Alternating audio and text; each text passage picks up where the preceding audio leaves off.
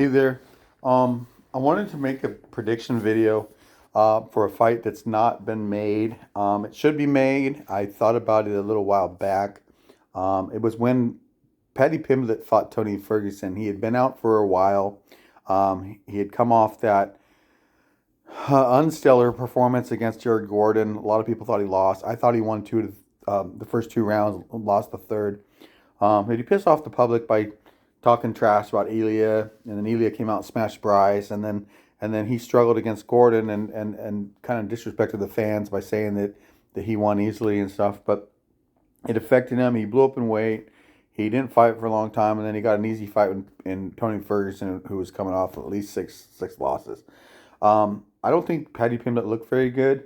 I think his kicks were good, but he was able to connect to Tony, but he wasn't able to stop him. And then he was very sloppy in the ground, wasn't able to finish anything. Just wanted a boring decision. I think Paddy Pimblett, when I saw the end of that fight with Ferguson, I was thinking, man, the UFC is going to make a fight with Chase Hooper.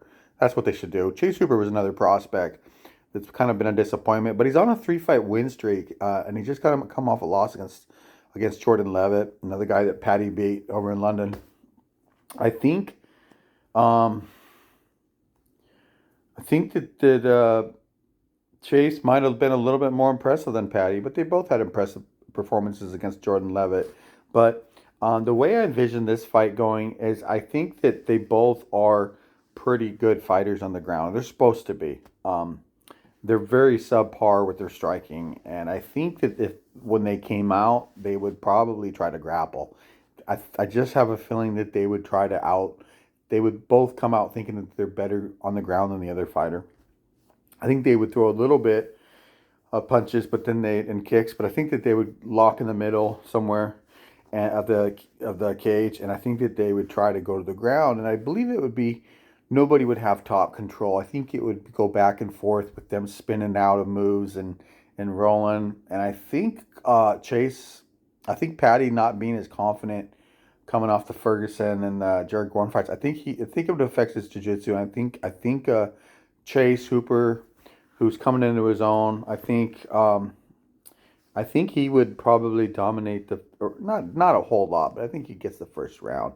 Second round, I would imagine being a little closer, but I think Chase would probably have the edge in that one too, which would force Paddy Pimblett in the third round to come out striking because he knows that he'd have to submit Hooper, and Hooper being pretty good on the ground. I think Paddy would just forego that.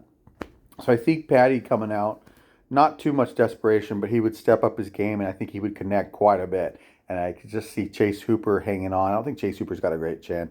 I think Paddy would just tee off on him and build the crescendo, build the momentum, but I don't think he stops him. I think Chase Hooper survives in a wild third round. I think the fight is boring the first two rounds, like a jiu-jitsu match pretty much. And then I think Paddy comes out and tees off on him and connects to Chase. And I think Chase hangs on for a close decision. I think that he survives that. But I think that's the next fight to make for both those fighters, Chase Hooper and Paddy Pimblett.